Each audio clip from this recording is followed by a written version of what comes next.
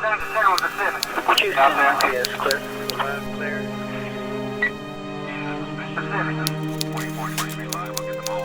On the Anticon. C7. Yes, ma'am, we'll be clear, and 233 will be clear on M4 E Edward, and so we'll both be at 50. Welcome back to Lincolnshire, England, where history refuses to be forgotten. In this final chapter of our journey through Bomber County's most haunted airfields, we step deeper into the shadows, where whispers of the past refuse to fade and the restless spirits of war still linger. Hello friends, and welcome back to the channel. If you're new here, I'm Claire and this is The Wanderlust Way. Firstly, let me say thank you to everybody that supports this channel by liking, commenting, subscribing and sharing. Everything that you do helps the channel to grow and it allows me to bring you along on more adventures like this. So honestly, thank you.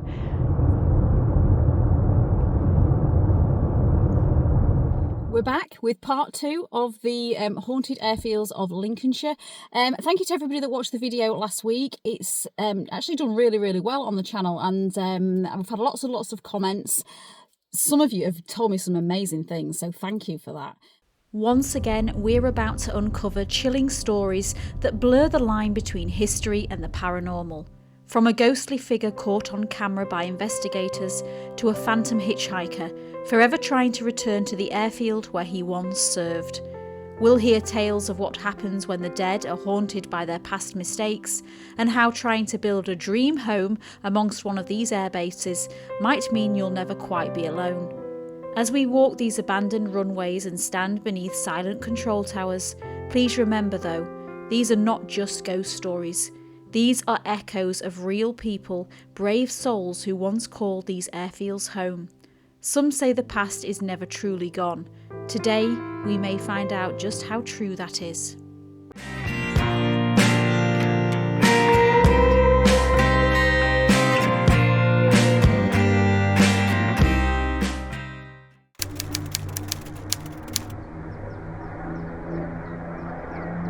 Surprisingly enough, it's starting to go dusk, and the story I'm about to tell you usually happens with an apparition that appears just before dusk. So if we get lucky, or depends on your outlook, we might see this guy.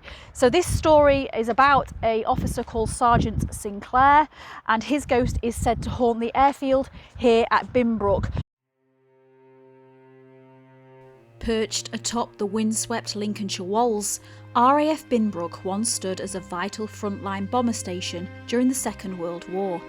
Established in June 1940, it became home to numbers 12 and 142 squadrons, as well as the 460 Squadron of the Royal Australian Air Force.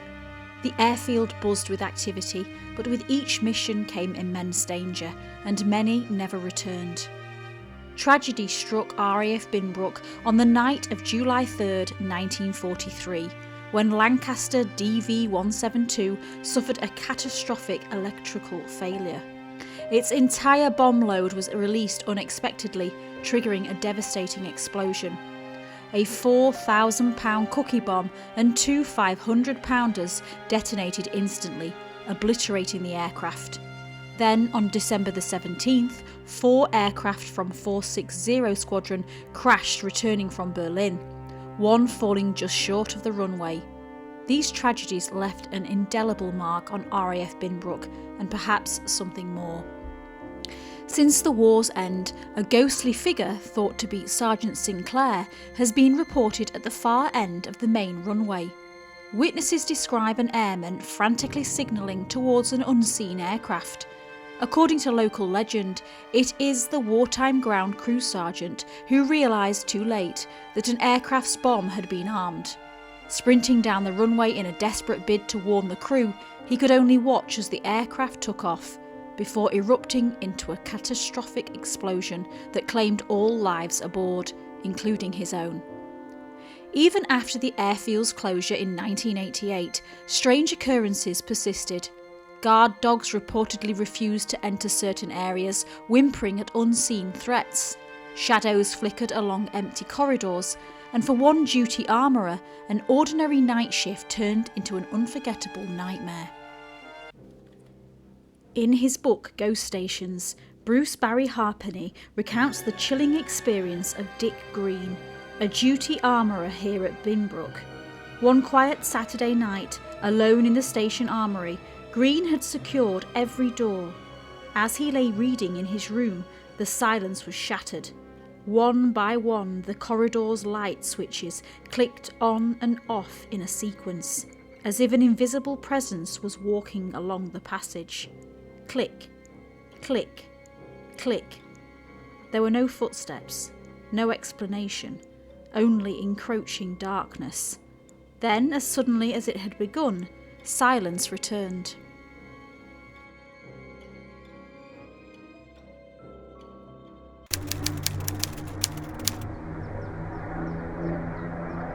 We are at RAF Kelstern, or near RAF Kelstern in the Lincolnshire Wolds, for a phantom airman hitchhiker story. Deep in the Lincolnshire countryside, on this lonely road between Binbrook and Louth, an unsettling phenomenon has persisted for decades, and unsurprisingly, it is in this area that once stood RAF Kelstern. RAF Kelstern has a long and storied past. Originally used as an emergency landing ground during the First World War, it reopened in September 1943 as a heavy bomber station under No. 1 Group Bomber Command. It was home to Numbers 625 Squadron, whose Lancaster bombers took part in the major raids of the war. For the men stationed here, each mission carried unimaginable risk. By April 1945, the squadron had moved out and the airfield was abandoned. But it seems that not all who served here have truly left. Beyond the western perimeter of the old airfield stands a solemn monument, a tribute to the airmen of 625 Squadron who never returned home. In 1983, a passing motorist claimed to have seen something even stranger, a lone piper standing in silent vigil at the junction before vanishing into the air. But he is not the only spirit said to haunt these lonely roads. One driver recounted picking up a hitchhiker along this very route, dressed in an old RAF uniform and carrying a kit bag. The airman requested to be dropped off at Kelstern. The driver, though puzzled, obliged. Yet as the car approached the deserted airfield, an airfield that had been closed for decades, the airman simply stepped out and disappeared into the night. And then there are the sounds. Across the old airfield on still nights, witnesses have reported hearing the unmistakable drone of Merlin engines, the powerful roar of Lancaster bombers that once took off into the darkness. Some say it is merely the wind playing tricks, but for others it is something more, a spectral echo of those who never returned. Is RAF Kelstern truly at rest, or do the spirits of its past still roam the Lincolnshire Wolds? The next time you find yourself driving these lonely roads, be sure to check your rearview mirror. You never know who or what might be hitching a ride.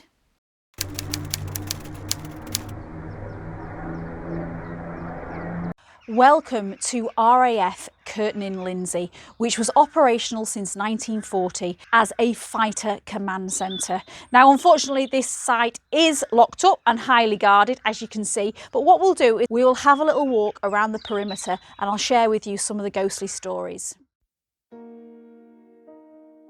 RAF Kirton in Lindsey played a crucial role in Britain's war effort. The control tower, now a Grade 2 listed structure, stands as a silent witness to the base's history. As you pass by these historic grounds, listen carefully. The whispers of the past may still linger in the wind, echoing the stories of those who once served here. This airfield, whose role it was to give fighter cover to the northern sector, fly convoy patrols over the east coast, and provide a rest space for battle-weary squadrons to rest up, bore witness to both triumph and tragedy. And one of the stories that still lingers in the air involves one such tragedy. In August 1944, leading aircraftman Hewitt experienced something he could never explain. Awoken in the dead of night by a terrified fellow airman, he was urged to listen, and on doing so, heard strange garbled whispers in French. Confused and unnerved, Hewitt and his friends searched the room with torches, but found nothing. Yet the voices persisted, pleading, frightened. The next morning he shared the encounter with an airman who had been stationed here since the beginning. The response sent a chill down his spine.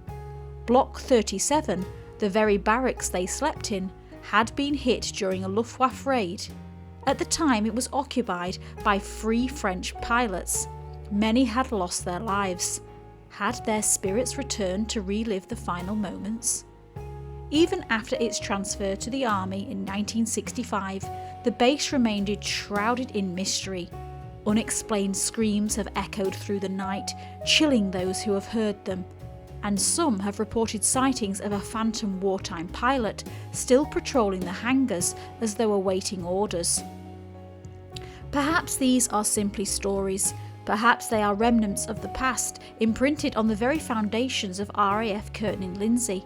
But for those that have heard the whispers, seen the figures in the darkness, the past is far from gone.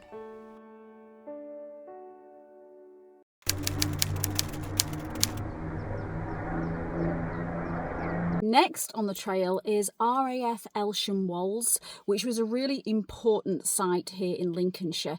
And it was actually, when we're talking about the ghosts, the Grimsby Telegraph, which is a local paper around here, they actually came to this site and interviewed a family who were experiencing paranormal activity on a property that they were living in on the site. So I'll tell you about that in the story. We'll try and have a little look around Elsham Wolds, and I'll share quite a bit of history about it for you.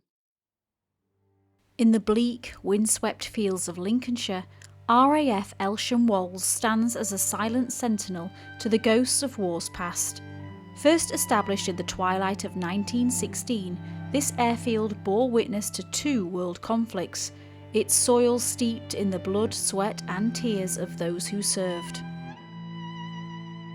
RAF Elsham Wolds, which unfortunately we haven't got access to today because it's part of Anglian water. But they do have a plaque outside which tells us a little bit of aviation history, so that's really interesting if you're coming down here and you want to explore that. The site opened as a heavy bomber station in July 1941 as part of 1 Group Bomber Command, a division of the RAF, and was their largest bomber airfield. When complete, the airfield had 3 hangars and 3 runways, as well as accommodation, technical and administrative facilities.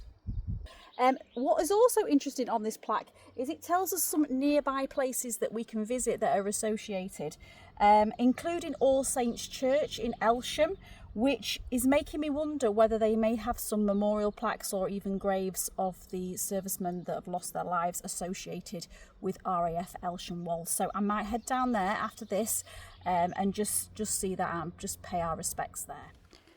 This airfield played a crucial role in the Allied bombing campaign. However, the cost was steep. 248 bombers were lost on operations flying from Elsham Wolds. These losses comprised of 208 Lancasters, 28 Wellingtons and 12 Halifaxes. With a death toll so high and the essence of tragedy in the air, it wasn't long before unexplainable events began to happen. Let us first talk about an incident in 1945 which involved an encounter so strange it would have chilled the bones of even the bravest of personnel. It was a cold and foggy January morning when Corporal Hillary, driving through a thick blanket of mist, saw something she would remember forever. In her own words, told by Bruce Barrymore Halpenny in his book Ghost Stations, Corporal Hillary reports, "I got out of the van to try to locate my position, and while standing in front of the van, I saw coming out of the fog into the van headlights 3 air crew in full flying kit, sidcot, helmet, fly boots, etc. I thought they were stranded and I asked them the way, but they just walked past and disappeared into the fog." Later it was confirmed that no flying had taken place that day and no crew would have been walking across the field. In the aftermath of World War II, the Gregory family took up residence in the former control tower of RAF Elsham Wolds, an airfield rich with wartime history. Their time in this unique home, however, was marked by extraordinary experiences. From the outset, the Gregorys were disturbed by persistent tapping sounds from the walls. These noises, continuing for months, revealed a discernible pattern. A visiting ex-serviceman later suggested these sounds resembled Morse code, hinting at echoes of the Airfields' operational past. The family frequently reported sightings of a ghostly airman. This apparition often appeared at the foot of Mr. and Mrs. Gregory's bed, offering a smile before vanishing. On one occasion, Mr. Gregory encountered the figure seated in their living room. As he approached, the airman stood, smiled, and disappeared. Their son Paul had a particularly unsettling experience. One night, his parents were awakened by his screams. Paul described witnessing a 4-engine aircraft with a 7-man crew taking off from the nearby runway, insisting the plane was departing on a mission from which it would not return. In October 1976, the Grimsby Telegraph reported on the Gregorys' family experiences. Bruce Barrymore Halpenny later concluded these accounts in his book Ghost Stations, further solidifying the tower's reputation for paranormal activity. Although the control tower has since been demolished to make way for a new road, one might wonder if the spirits that once inhabited its halls have truly departed. Now, although we're here to talk about haunted airfields, we cannot ignore the overall phenomenon of residential hauntings. The Gregorys family's experiences are not isolated incidents. Across the United Kingdom, many individuals have reported paranormal occurrences in their homes. Research indicates that nearly 2/5 of British adults have encountered at least one paranormal experience, with women and middle-aged individuals more likely to report such events. Studies also show that 42% of Britons believe in ghosts and 47% in spirits. Notably, 62% of these believers claim to have experienced such phenomenon within their own homes. Whether as a means of grappling with the unknown or as a reflection of the nation's rich historical tapestry, stories like that of the Gregory family continue to captivate and intrigue, suggesting that the past may not be as distant as it seems. Little update about Elsham. So obviously I've just been filming the plaque and everything. I've tried to have a little walk around for you to try and get a little bit of footage, try and see some of the airfield, although I don't think there's a lot left, but obviously the history is still there, and I have been asked to leave. I was told that it was private property. So sorry guys, but we will go down to Elsham Church now and see whether we can get any footage down there. I appreciate, you know, I'm not welcome on private property. People don't want to see people like me down there, but it's a little bit of a shame that we can't pay our respects. I do believe they have a memorial garden inside Elsham, inside the waterworks. And that would be nice if it was more accessible to the public. There's a phone number on the sign that you can call if you do want to go and pay your respects. I don't think they're going to let me in today, so unfortunately we're not going to be able to do that, but it would have been nice. Anyway, we'll try and see if we can pay our respects at the church instead. Your destination is on the right. Yeah, there's definitely a church. Whether they've got graves there that are associated with RAF Elsham Wolds, I have no idea at this spot. So I'm going to get parked up and then we'll go and have a look.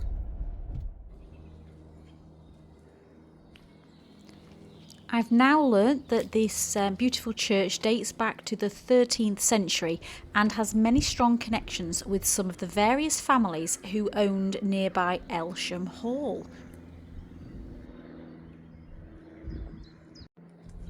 Such an incredibly peaceful churchyard and very, very tidy. Whoever is looking after this place is doing an amazing job. But yeah, I can't find any graves directly associated with RAF Elsham Wolds. There is a memorial which is dedicated, I assume, to everybody that's lost their lives in the war, and there's poppy wreaths around that. But no, there's nobody around for me to ask. It's very, very quiet. I've had a good walk around the churchyard. I can't see any RAF graves. There is a sign though, just as you come into the churchyard, which I found quite interesting. So I'll just read that to you in case you're planning on making a visit. So this sign tells me that the RAF Elsham Wolds museum site in the Anglian water plant is open 1:30 on Wednesdays. So that's interesting. If you did, I don't know if you need to pre-book or whether you just rock up. I don't know. If anybody does know, please let us know in the comments.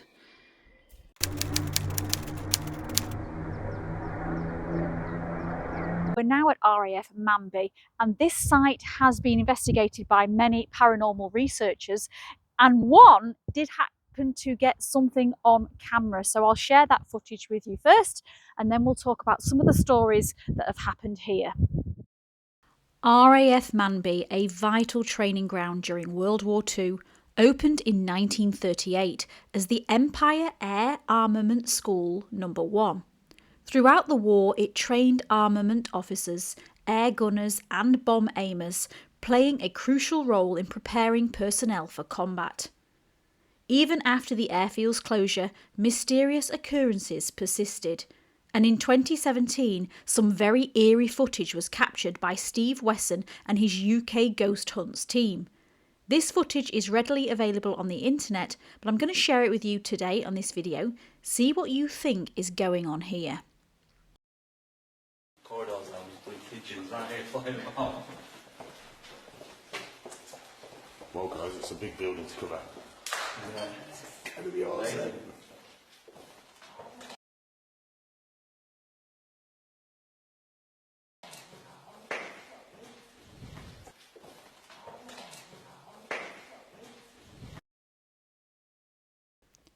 Steve Wesson told reporters at the time that they'd been recording all night and they only spotted this figure when they were reviewing the footage later.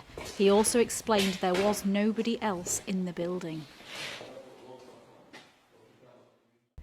Reports of this kind have been going back here at RAF Manby for a very long time, and workmen repurposing hangars into grain stores have experienced really inexplainable events.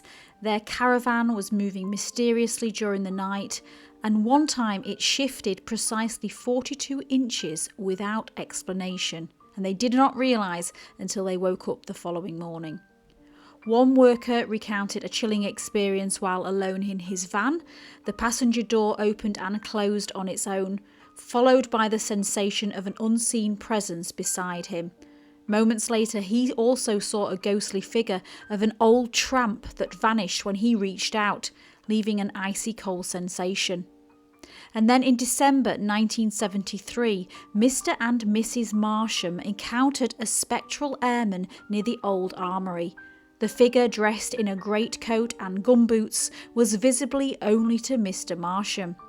Local law connected this apparition to an RAF sergeant armourer who allegedly took his own life in that building during the war. Tedder Hall, another part of the complex, has its own ghostly reputation, with silent figures reportedly seen in washrooms and other areas. The footage that I've just shown you, alongside other paranormal investigations that have taken place, have fueled further speculation about this site's supernatural activity and claim that it could possibly be the most haunted of all the sites that we've visited in this series. These eerie encounters suggest the spirits of RAF Manby's past still linger long after the airfield fell silent. At this point, I just wanted to mention that if you are interested more in the aviation history and the ghost stories associated with sites, not just in Lincolnshire, but throughout the country, this book has been incredible. And it is where I have had most of the inspiration for some of the stories that I've shared with you. It's called Ghost Stations. I have mentioned it, but here is my copy, which I bought on Vinted for couple of quid, but yeah, it's really interesting, and it's got some fantastic photographs. And Halpenny, I believe, was a former Royal Air Force Special Security Officer and a widely respected military historian, so it's definitely a good book. That's a little recommendation. So that is the end of our Haunted Airfields of Lincolnshire mini-series. Thank you to everybody for watching, and thank you to everybody that has got involved by sharing their own ghostly experiences on this channel.